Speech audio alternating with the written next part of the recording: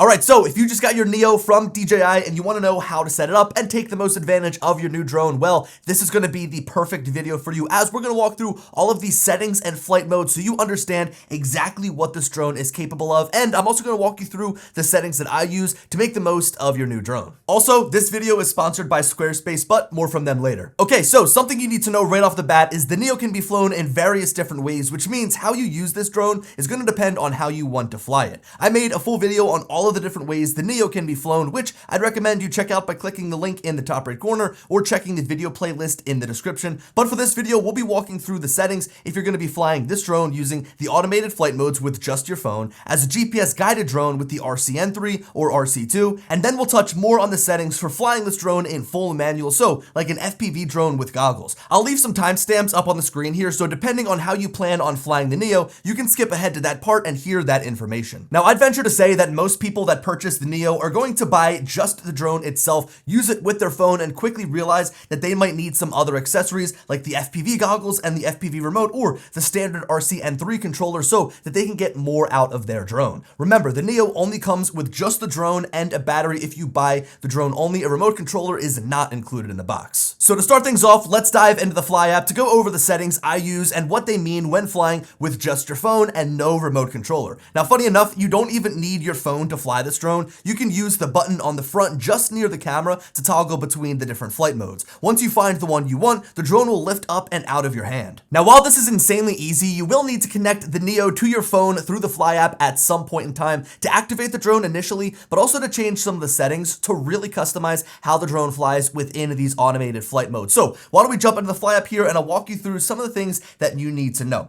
Now, this is a little bit different here than most other DJI drones, and especially when we connect the Neo to some of the other remote controllers, as the orientation of the application is horizontal instead of vertical. But when we're flying with just the phone, this is the layout that we get. Now, there's three main sections. We have the controls section in the middle, we have the album section on the left side, so this lets you see some of the photos and videos that you've taken that are stored on the internal storage of the Neo, and then finally we also have the settings section that lets us change the settings and the parameters of all the different flight modes. Now, why don't we start on the controls section, because this is kind of your main hub. At the top, we have some important information like the battery life remaining, our percentage of battery remaining, as well as the connection strength from the Neo to our phone. We of course have our live view here, so if I go and move my hand here, that is of course what we see from the camera live. We can also pitch that camera up and down by using these little arrows on the left side, so we can look up or we can look down. I'm going to try to get this right back to the center here though, to leave it right in the middle. Now, underneath of this, we have a couple of controls. So the first here on the left with the arrow pointing down is a land button, which of course right now we can't do because the drone is just sitting here on the table. In the middle, we can choose our flight mode. So we have manual control, follow, droney, circle, rocket, spotlight, and direction track. And then on the right side here, we have our voice control button. So when we push this up,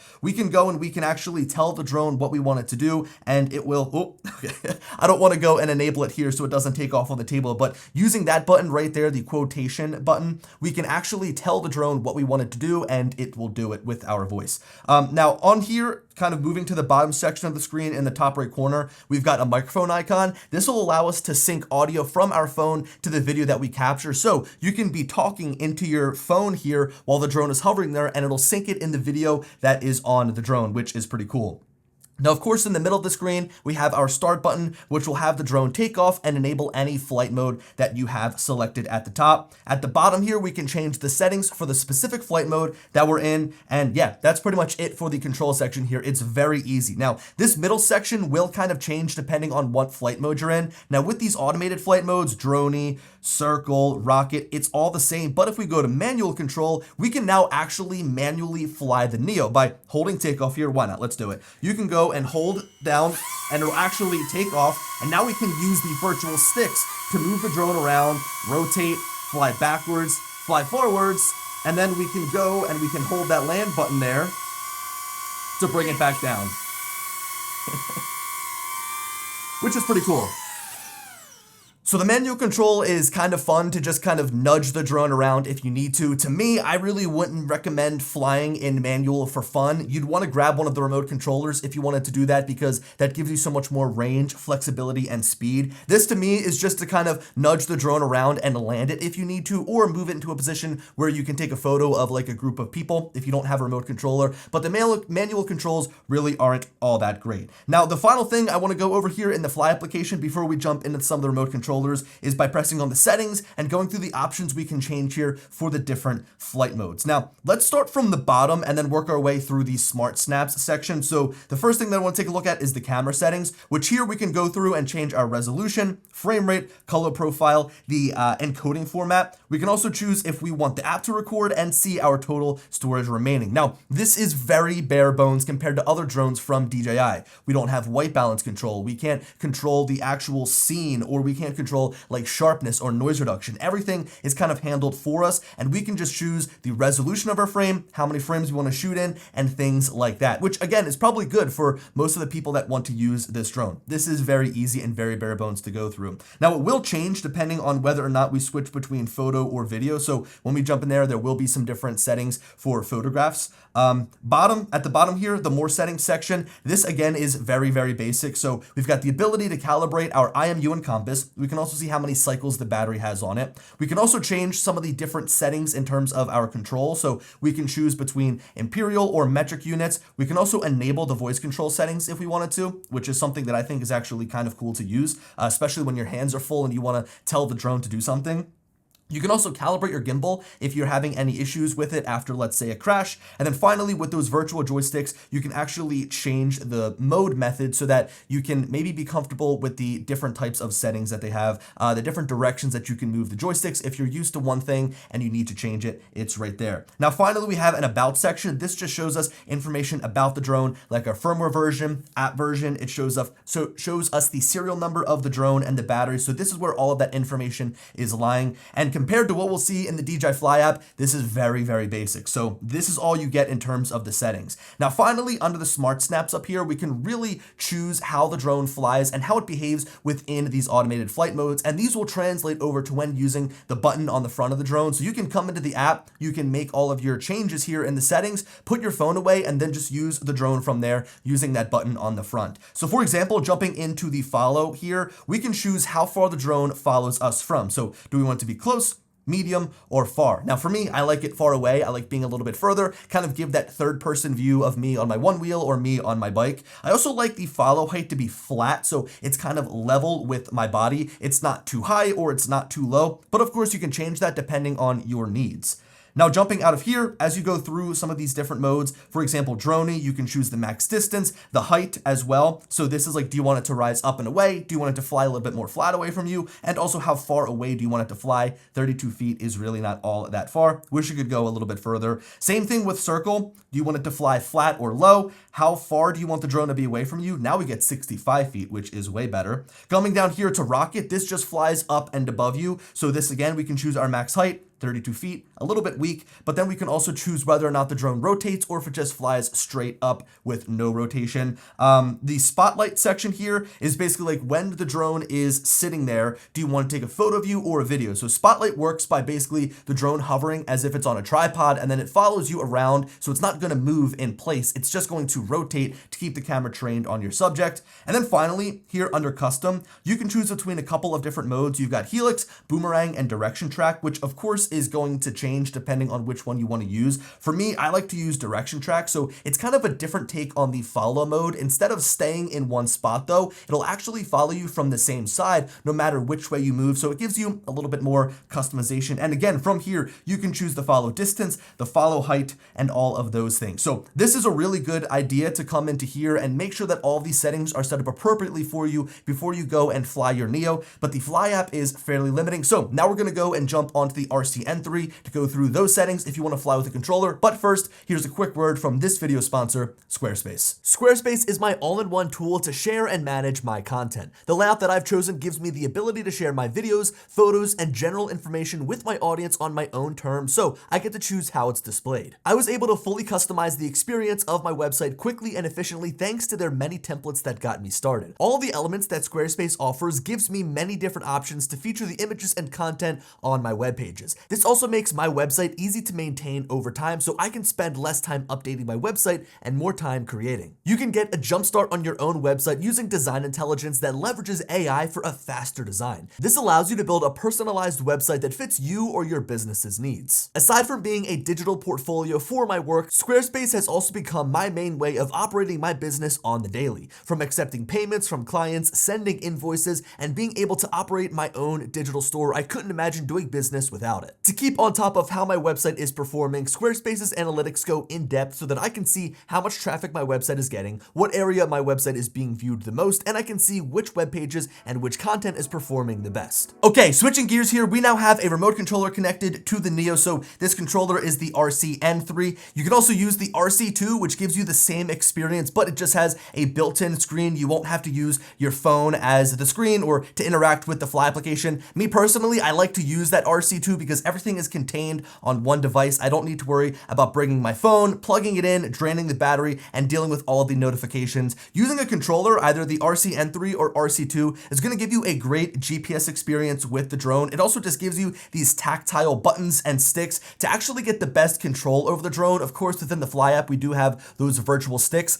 which are okay for, again, pushing the drone around. But if you want the best control, the most range, these controllers are going to be great because, again, it gives you that tactile feel. Now, we are still running the Fly app here on our phone, so we still do have to use the application. This does look a little bit different now, though. So this is actually the same experience we're used to with other DJI drones. That vertical orientation is something that's new for the Neo, but this here is traditional and gives us a lot more stuff to look at and interact with when it comes to the Neo. Now, of course, this is our main flight screen, so this is what we'll see as we're buzzing around. We can see our flight mode in the top left corner. We have a little status indicator there in the yellow, right now saying we're not connected to satellites because we're inside. In the top right, we've got our battery percentage as a percent. We can also see our remaining flight time if we were in the air. We can also see the connection status from the remote controller to the drone, the amount of satellites connected to the drone so that it can establish its home point, and the top right here is our settings, which we'll cover here in a second. Now, jumping down to the bottom, we have our map in the bottom left corner. We have our telemetry, so our speed, distance, and height. And in the bottom right corner, we have our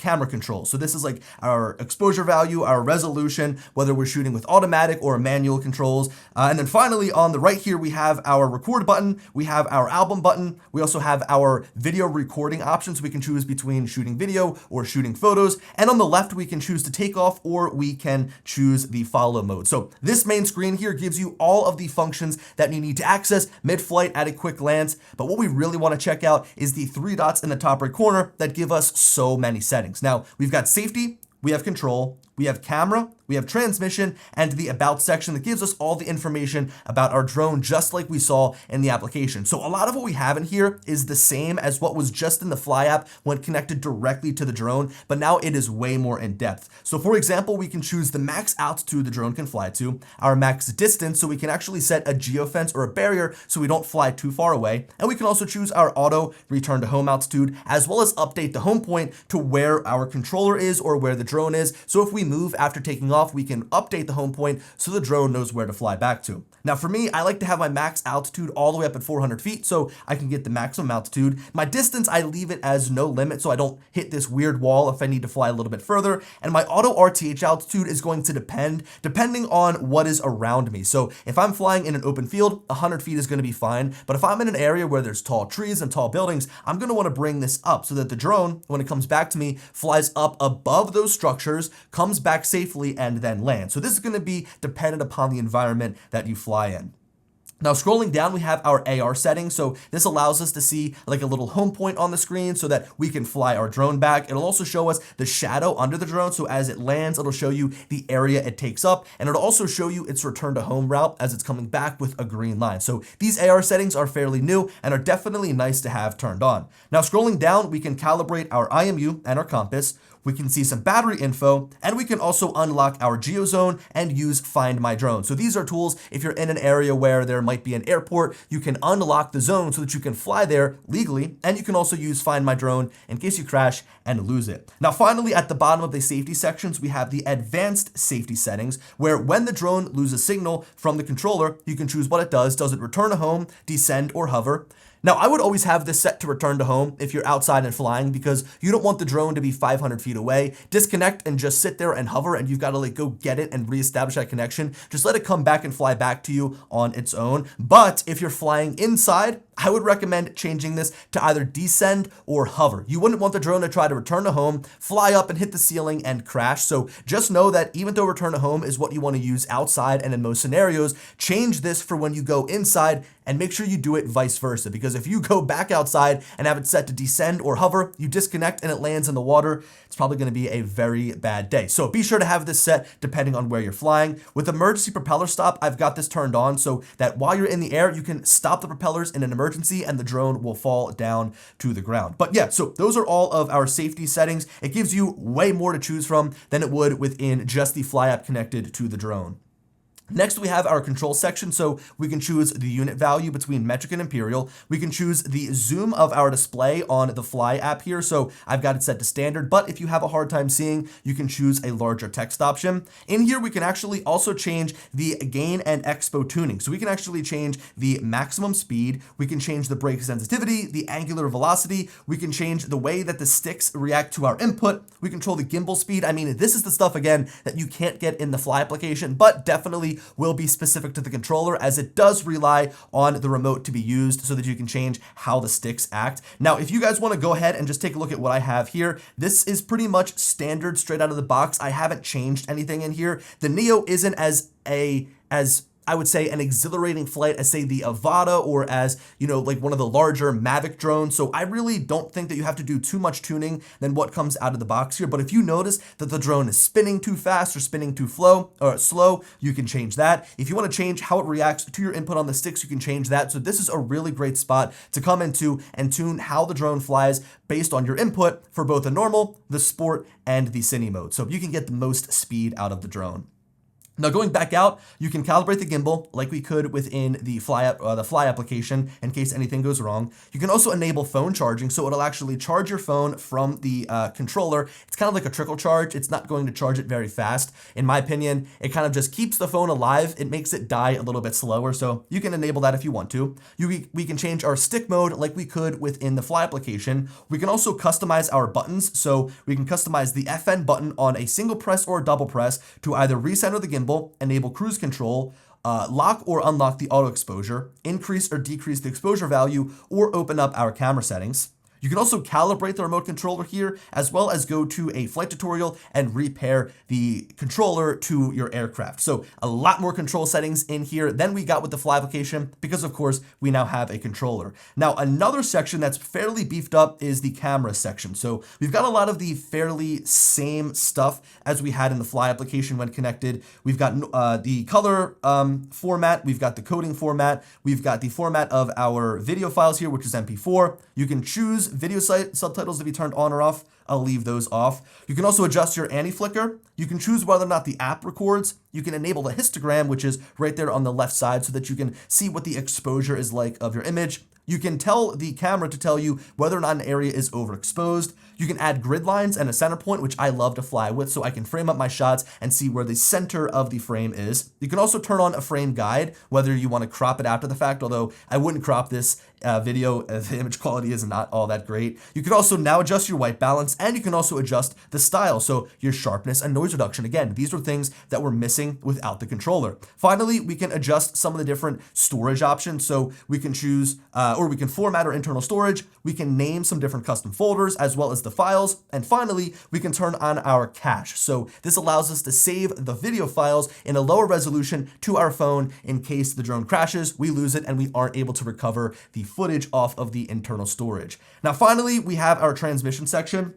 This allows us to choose some of the different transmission settings between the antenna on the controller and the drone. So for me, I like to leave this set to dual band so that the drone can do the thinking for me and can figure out whether or not 2.4 or 5.8 would be better to operate over. And I also leave my channel mode on auto so that the drone does all the work for me in this regard as well, to choose the best channel with the best signal. I don't want to have to worry about coming in here and changing this if I get any interference. Just let the drone do it for you. And then finally at the bottom, my downlink bandwidth, I have cranked all the way up to 40 megahertz. Now at the top, you also see that we have a live streaming platform. So we can actually set up a live streaming link if we wanted to from the Fly application to get a video feed from the camera. And guys, that's pretty much it in terms of what we get here within the Fly app when flying with the RC-N3 and the RC2. We do have that about section so you can see some of the different information about your drone. I think the final thing that I want to cover is on the right side above the record button. This allows you to change between photo, video, and quick shots. So even though we have the controller connected, we can still do things like the rocket, drone, helix, things like that we wouldn't be or that we would be able to with just our phone. So for example, we can't do it because the drone is here on the ground, but we can enable quick shots, and on the left side there, we can also do active track and the different follow modes that we got without using the remote controller. Okay, so that's everything you need to know about the RC-N3 and RC2. Now let's go grab the goggles and show off some of the different settings you can change when you're flying FPV. Now, jumping into our final section, we'll go over the menus and cover what I believe are the best settings to use with the Neo when flying in full manual. Now, we can use either the motion controller or the FPV remote as our method of input, and then we use the Goggles 3 or Goggles N3 as our screen. Notice how these remotes on the table do not have the ability to interface with a phone to use the Fly application or have a built-in screen. So the goggles are going to be your main screen that you use for the live view and also to change some of the different settings. Now, as I mentioned, I have the Goggles 3 here, but you can also use the Goggles N3. They're a little bit larger and a little bit less expensive, but those newer goggles that again are a little bit cheaper will be compatible with the Neo as well. So why don't we go ahead, we'll jump right into the screen here on the goggles, and notice from the live view here, it resembles that of the Fly application when using a regular remote controller. And there also is not all that much on the main screen, so that you, when you're flying, will have a nice clean screen to view the live view so that as you're moving fast with the drone, you don't get distracted. Now, in the top right corner, we do have the recording time left on the internal storage as well as in the goggles. In the bottom left corner, we have our flight mode. So right now we're in normal. We can also view the telemetry. So this is our height, distance, and speed. On the right side, we have our battery life remaining as a percentage, the estimated flight time depending on our location, as well as the style that we're flying. We can also see the connection status between the drone, remote controller, and goggles. We've also got the bit rate in terms of a number, so we can actually see the bit rate of the live feed from the drone's camera to our goggles here. We also have the satellite connection and the amount of satellites connected. And finally, the battery life of the goggles themselves. Now from here, we can access some more settings by using the little directional button. So we can swipe down. This gives us a drop-down menu to start recording, enable the enhanced display, turn on head tracking, share the live view to a mobile device so somebody can actually watch there on their phone while we're flying. We can also turn on easy acro, enable the fans inside of the goggles so that if it's sweaty, you can kind of provide some relief to your eyes, and change the brightness. Now going back, we can also swipe up to access some of the different camera settings. This gives us a much better look at what we can change based off of the shutter speed and the ISO as well as the white balance, like we could within the Fly application when connected to the controller. But again, these are settings that wouldn't be available if just flying with our phone. Now finally, when we swipe over to the right, this is our main menu area. So our status section here will give us the ability to switch between whether we use the goggles with our Neo, our Avata 2, or the Air. So this just kind of switches the mode of the goggles. Right here, we can go to our album to view what is on the SD card inside of the goggles, which I can't access right now because we're recording the screen. But right there, you can go back and review flights directly within the goggles. You can also go to the transmission section, which is a little bit different than what we got from the RC-N3. So from here, we can actually display our screen to another set of goggles. So somebody can watch our first-person view flight in a first-person view in their own goggles. So this is a little bit different, but of course is going to be very similar to what you get on the remote, like the RC-N3 or the RC2.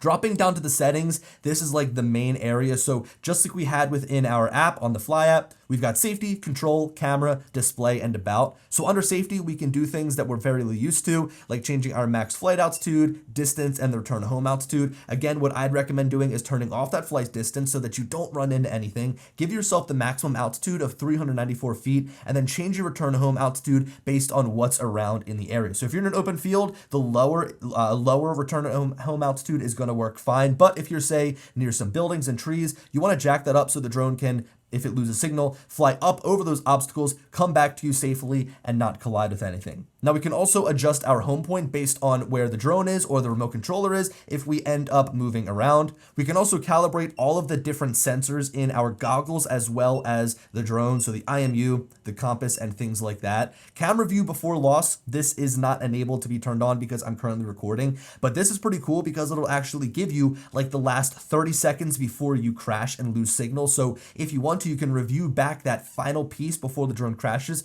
to help you try and find where the drone might be. You can also turn on ESC beeping, so if I turn this on, it'll actually go and start beeping. This is really good in case you end up losing the drone and you can't find it with your eyes. You can actually have the drone beep so that you can figure out where it is using your ears.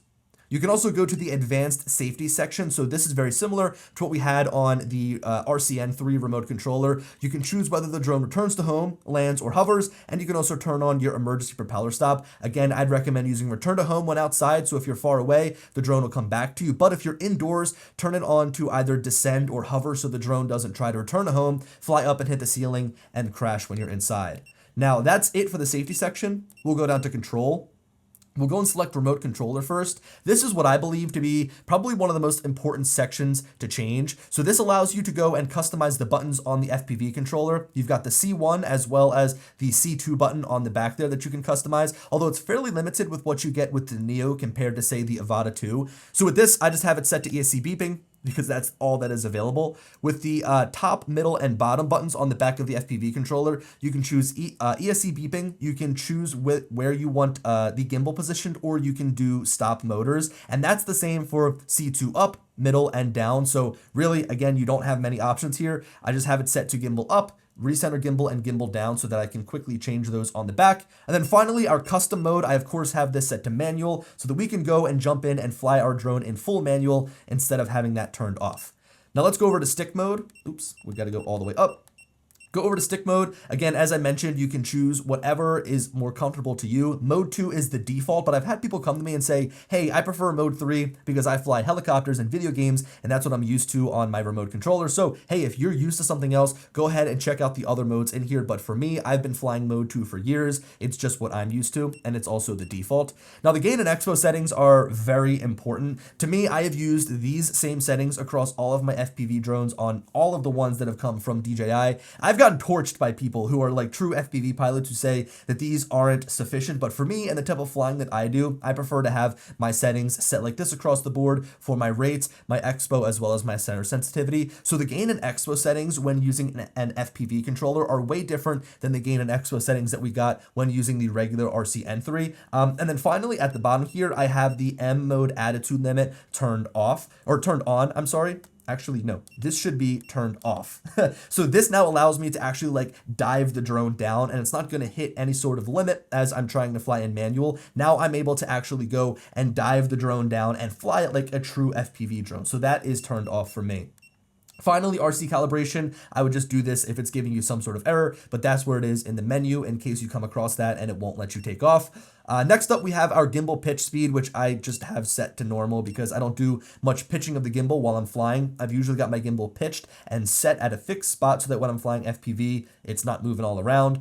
Gimbal calibration is here in case you come across a time where there's some sort of error or you crash and want to do a quick calibration to make sure all's okay. That is there. Units, as always, I've got mine set to imperial. I live here in the States, but you can go through and change these to either metric in meters or kilometers as well. And then you've got a tutorial for the goggles in here. So we've got a lot of controls here that are specific to flying FPV that we didn't find in the Fly app when using the RCN3. Next up, we have camera controls, all of which right now are grayed out because I am recording here on the goggles, but you can change the aspect ratio to 16:9. I think they have 4:3 as well. You can choose your video quality, so 1080p at 60 or 4K at 30. You can enable different types of electronic image stabilization between rock steady or horizon steady. You've also got your auto ISO limit so that the drone will hit a limit and not get too noisy in case you want to change that on the fly. Of course, I love my grid lines. I've got the grid lines turned on, and then I also have the center point turned on. So when I'm flying and I'm trying to hit a gap, I can use that center point to make sure that as long as that is lining up with where I want to fly, I am not going to crash. So I enjoy that.